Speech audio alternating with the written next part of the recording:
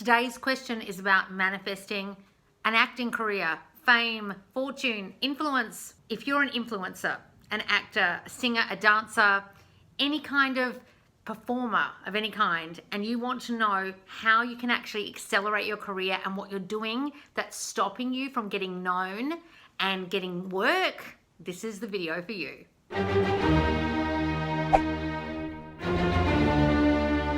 Welcome to Ask Loz, the video series where I answer your manifestation questions.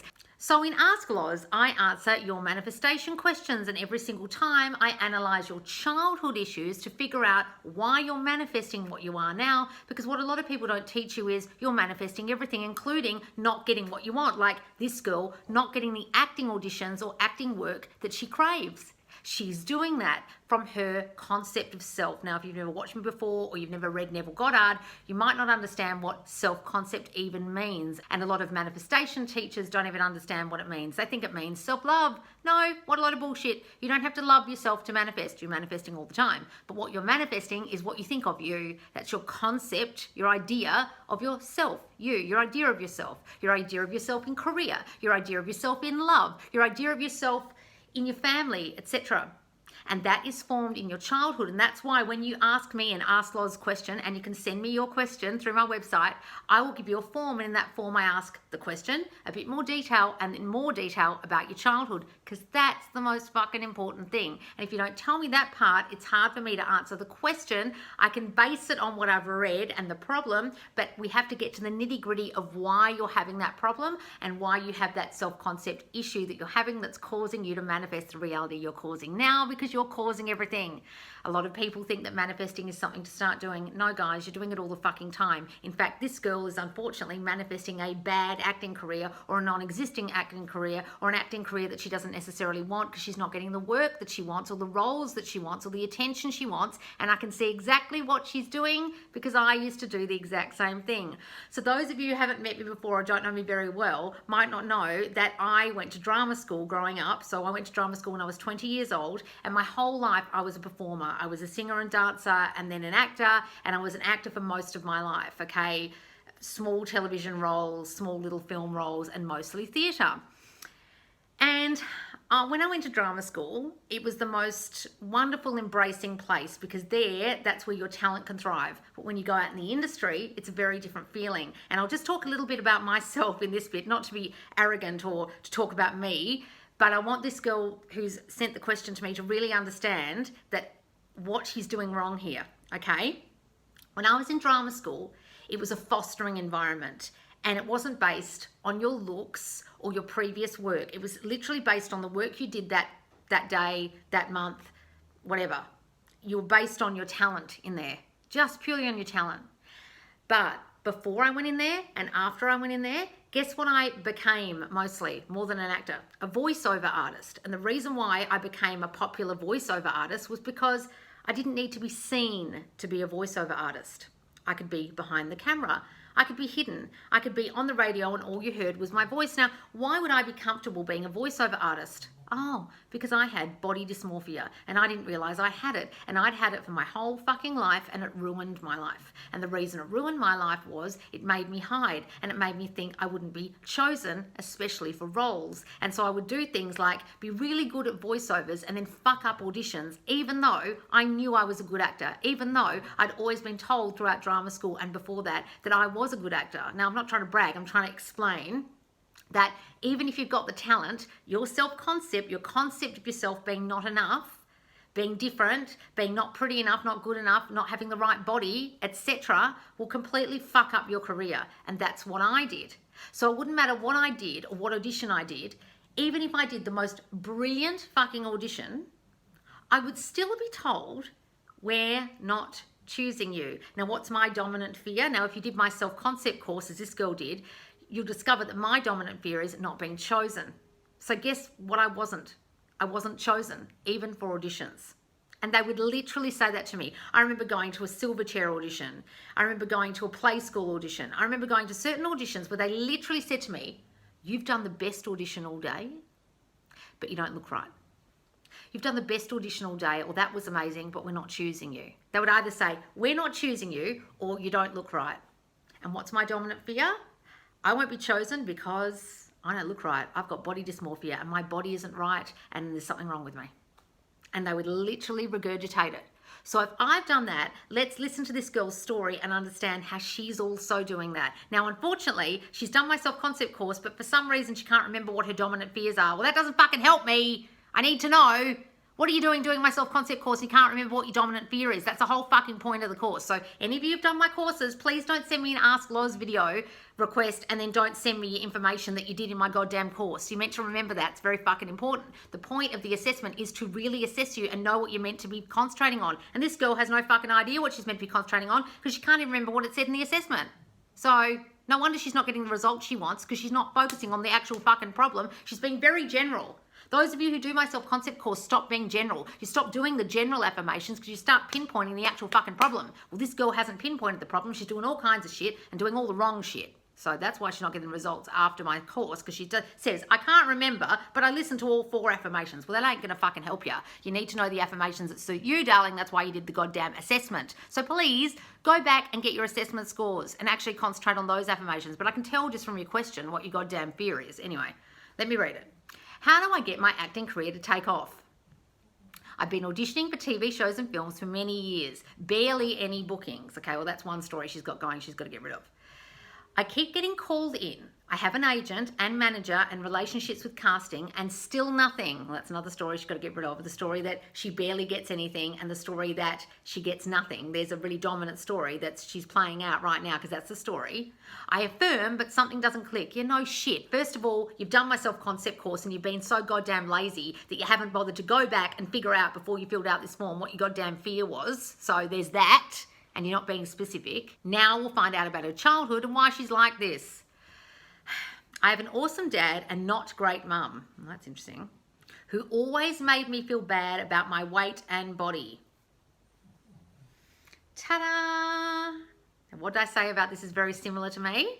Now, my mum didn't make me feel bad about my weight and body, but I was born with something wrong with me body-wise, and therefore I always thought my body was wrong, and so therefore I was never chosen for auditions because I thought there was something wrong with me, and this girl's doing the exact same fucking thing.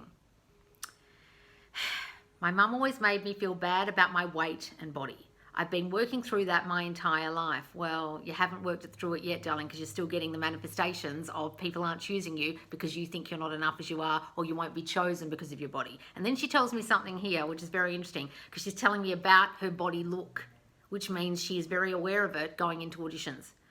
I've booked some work heavier and thinner. Now, unfortunately in the acting industry, it's drummed into you that that becomes important, and not only because it is like a very superficial industry, but it's literally on the casting sheet.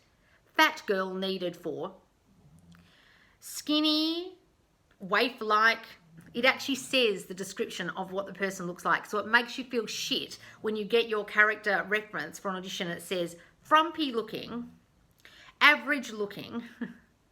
So if you're already insecure about your body or your looks and then you start going to castings, those fucking casting sheets will make you feel like crap. Let me give you the tip. So when she's saying I book some work heavier and thinner, unfortunately she's very aware of her looks and how her looks are being cast or not cast because of the way the industry is, but that's already happening because she's very aware of her weight already. Somebody who doesn't have any kind of body dysmorphic issues or weight issues or thoughts that they're not good enough about their body wouldn't even be reading that part of the sheet. They wouldn't even care, and they wouldn't be making reference to it in the question.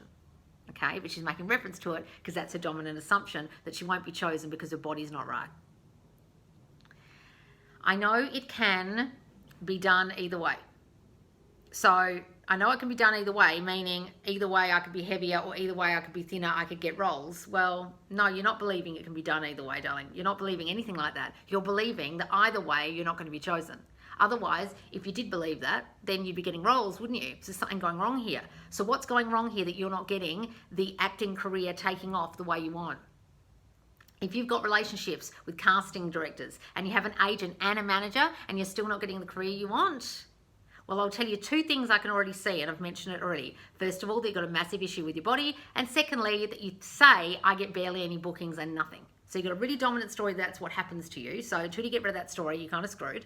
So you're going to have to say, I get so many bookings, I have so many auditions, I don't know what to do with myself, I book every job that I go to, I go to go-sees every week, blah, blah, blah, blah. Whatever it is that you want, you've got to start living there and having that story, not that I barely get any bookings, I get nothing, this isn't working out, my career hasn't taken off story. That's your story. And so you're going to dominantly see more of that story because that's your dominant story about how your career is going. So until you change that, it won't change. You've got to live in the end of, you have a booming career, you have a thriving acting career, you get booked for so many jobs, and I would like you to go right to the end and start imagining you have the jobs. So before you even walk in the audition, I want you to imagine yourself in that role, okay? Not just getting the audition, actually getting the role. So you could imagine things like, if you want to live in the end of having an acting career, being at the wrap party of the film, the last night of the play and bowing and getting flowers. Okay, you could be wrapping up a commercial or a beautiful role where you get an award. Whatever it is that would be the end that you want, imagine that, okay? The second thing is the body stuff.